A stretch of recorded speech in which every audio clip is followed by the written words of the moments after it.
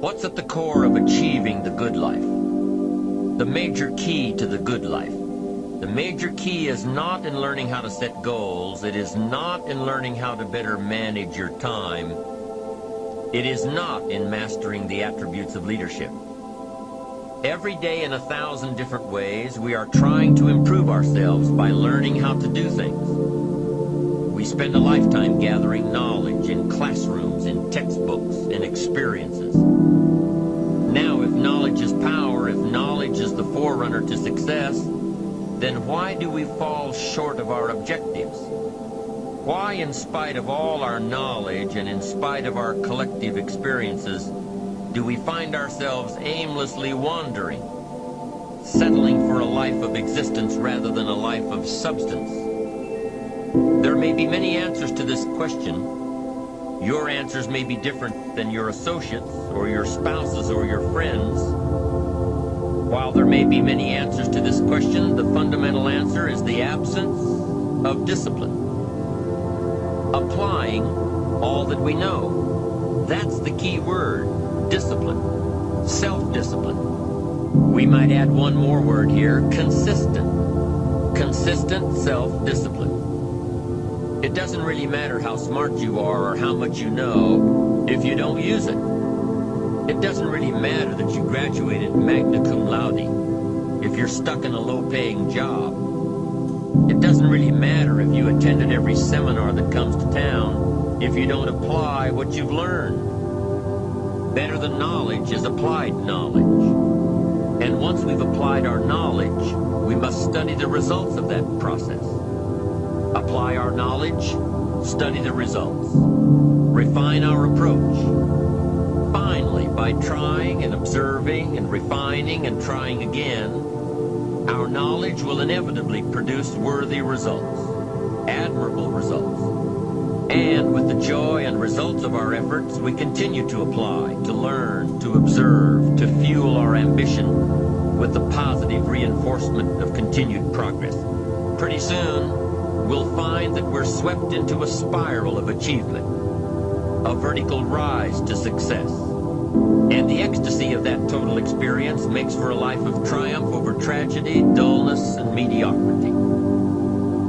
But for this whole process to work for us, we must first master the art of discipline, self-discipline, consistent self-discipline. It takes consistent self-discipline to master the art of setting goals, to master the art of time management, to master the art of leadership, to master the art of parenting and relationships. If we don't make consistent self-discipline part of our daily lives, the results we seek will be sporadic and elusive. It takes a consistent effort to truly manage our valuable time, or we'll be consistently frustrated. Our time will be eaten up by others whose demands are stronger than our own. It takes discipline to conquer the nagging voices in our minds.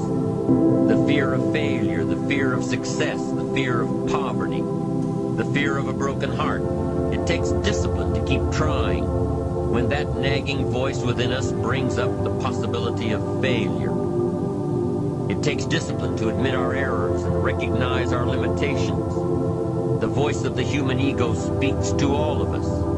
Sometimes the voice of ego says that we should magnify our value beyond our results. It leads us to exaggerate, to not be totally honest.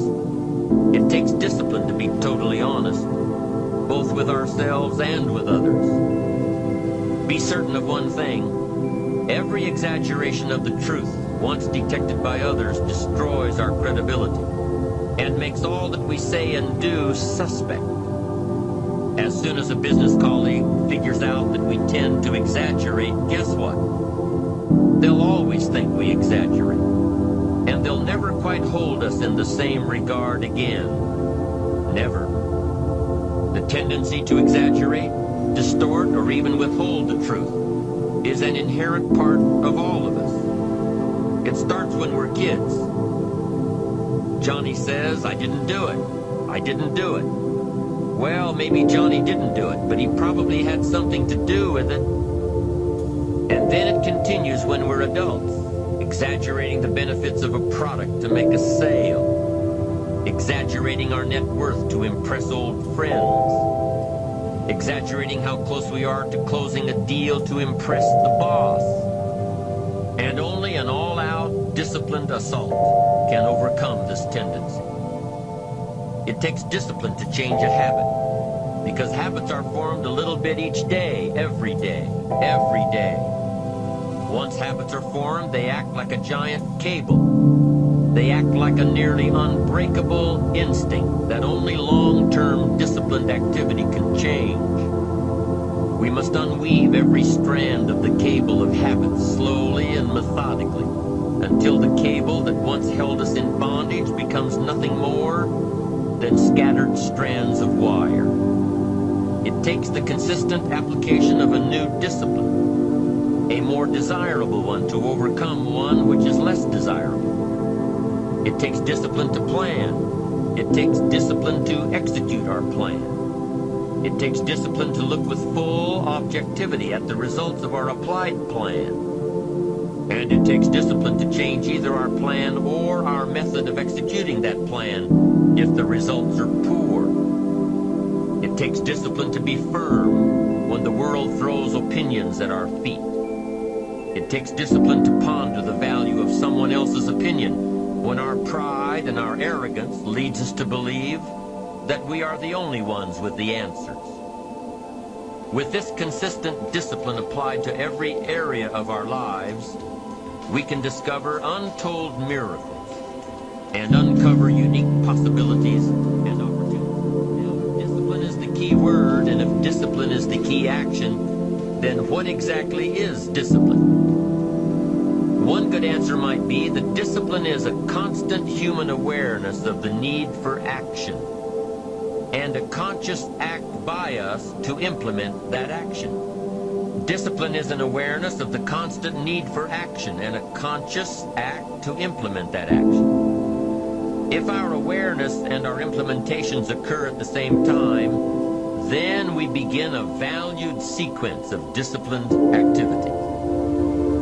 Now here's the other side of discipline. If there's considerable time that passes between the moment of awareness and the time of our implementation, then that is called procrastination. Procrastination, doing it tomorrow instead of today. Procrastination, an almost exact opposite of discipline. The voice within us says, get it done. Discipline then says, do it now. Do it to the best of your ability, today, tomorrow, and always, until finally the worthy deed becomes instinctive. Procrastination says later, tomorrow, whenever I get a chance. Procrastination also says do what is necessary to get by or to impress others. Do what you can, but not what you must.